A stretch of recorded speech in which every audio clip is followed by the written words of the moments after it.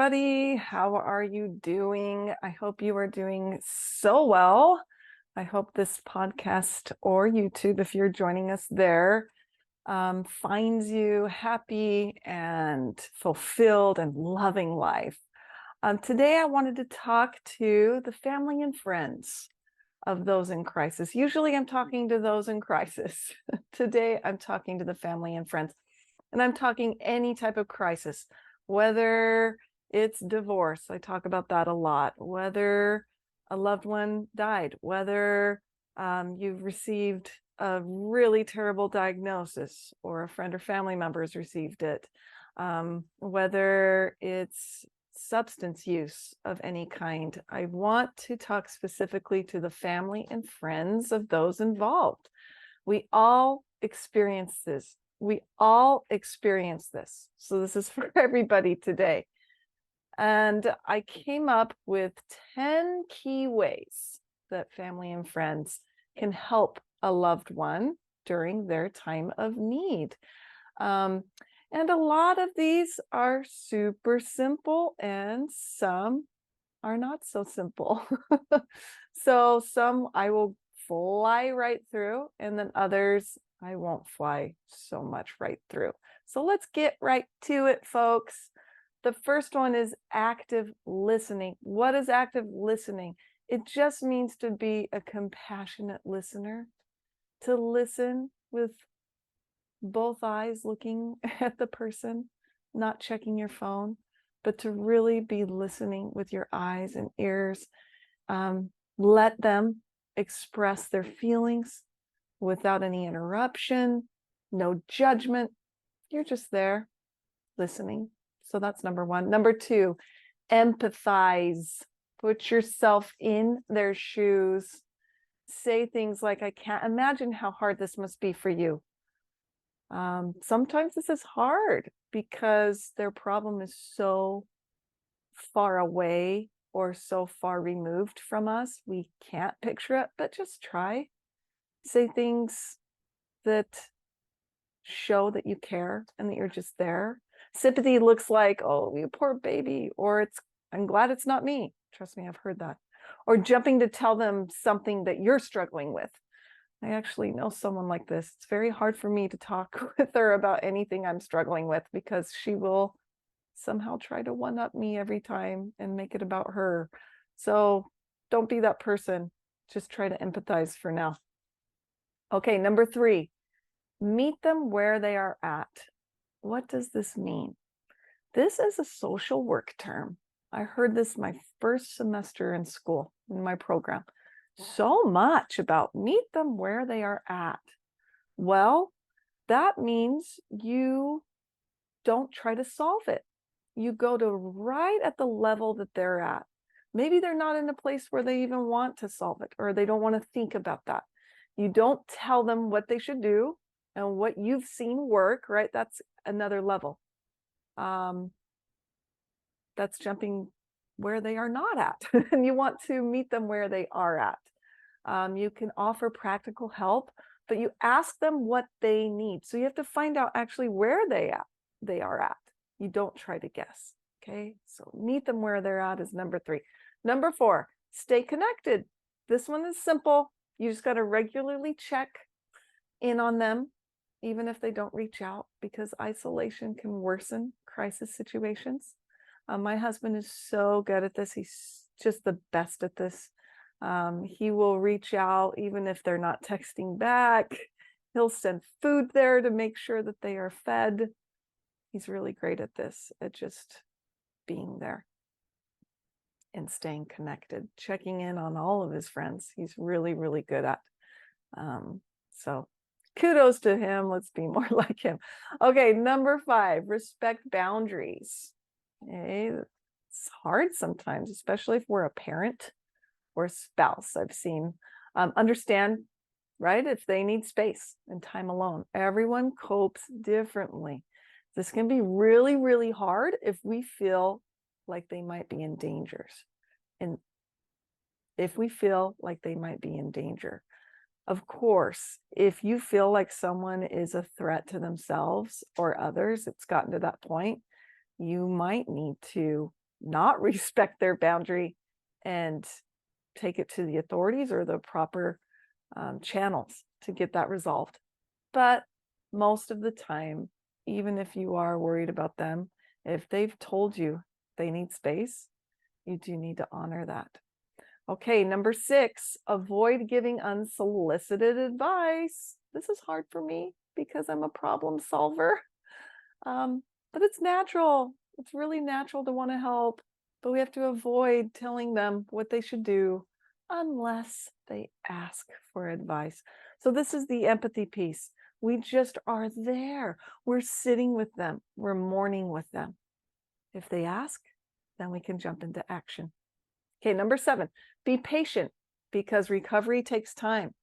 Whether that's substance use or recovery in a relationship or recovery with a spouse that's passed on, or they're trying to grasp a diagnosis.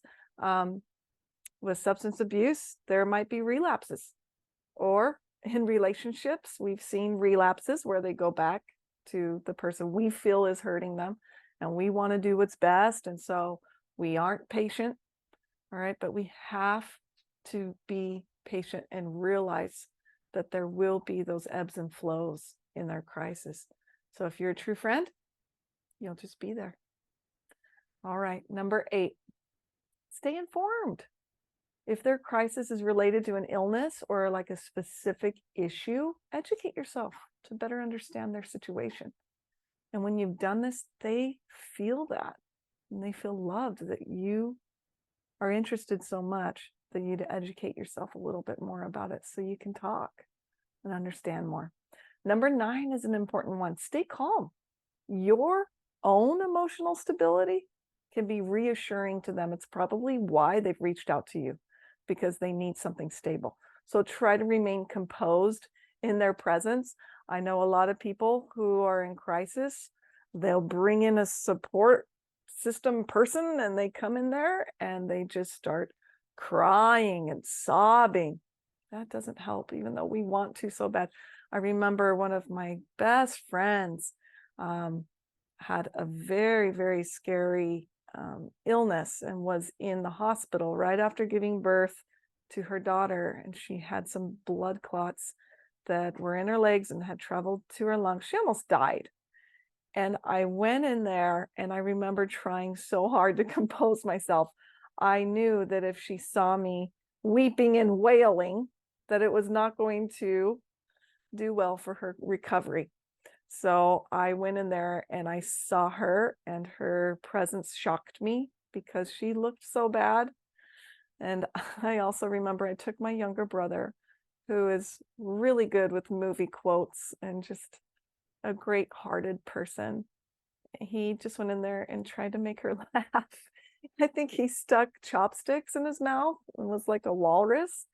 And it brings tears to my eyes because that made such a difference to her, that he was just in there laughing and joking with her and trying to make her happy as this innocent teenager that he was at the time.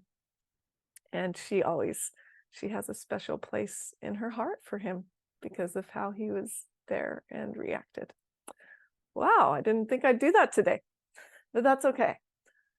Okay, so number 10 is our last one. Certainly not the least. I'd say it's the foremost. Do not enable them. And you know what this means. Allow their problem to be their problem. As much as you want to help, you can't take it from them. This actually can eat away at you. So giving money or resources that will feed into the problem could make it worse. Unless you feel like it's a certain problem, you could give money or whatever they're asking for, some sort of resource, and you say, this is what I'm giving, and you hold your boundary around that. That's great. If you feel like that could be something that you could do and give. But be careful, because a lot of times our love, as unconditional as we think it is, becomes conditional if we enable in this way. We start to think, because we're humans, that by giving in some way, say it's a bunch of money, we're okay. We're going to pay for your rent while you get over this. Well, we think that by us giving, we're going to get a result and we're going to see it in them. And that's dangerous to do in someone with someone that's in recovery. Because then we start putting stipulations on it. Well, I'm going to give you this money only if you use it towards this, this, and this, or I'm going to do, right? Because then we saw not work what we thought was going to work. What I'm trying to say is we've got to let go and just be there for them in other ways. A lot of times we forget to look at the broader picture if we're wanting to give these resources, that if we do, it actually could make things worse. It could make the problem worse.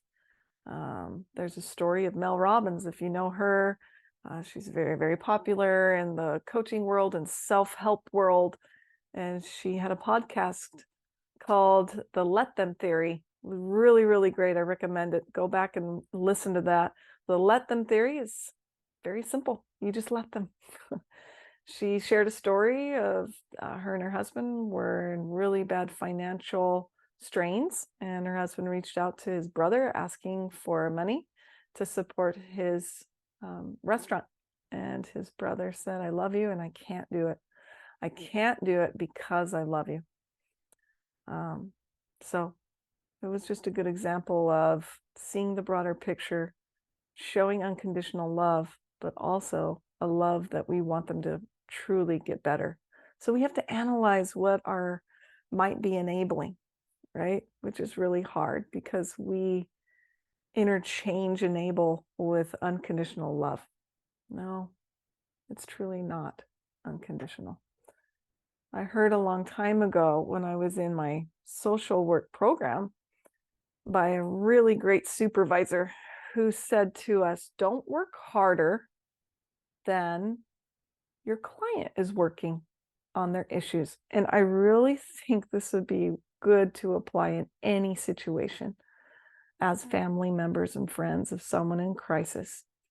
We who are not in crisis will jump up. We'll find all the resources. Oh, I'm going to solve their problem. I'm going to work so hard. I'm going to put all this effort in. I'm going to make them better. I'm going to make them better. No, when we're working harder than the person in the crisis, it doesn't support their autonomy and their self-reliance and their self-efficacy. It actually diminishes it, which makes them less likely able to solve their problem. I know that's a tough one to swallow, but it's truly a gem. Don't work harder than they are working with their issues. So basically what I'm saying is be there, be a support, be a listening ear, check in, have empathy, don't judge. That's it. Okay, my friends, that is the message today. Go out there and spread your world, your personal world, the influence that you have on others, and make it a little bit better. All right, make it what you want. See you next time.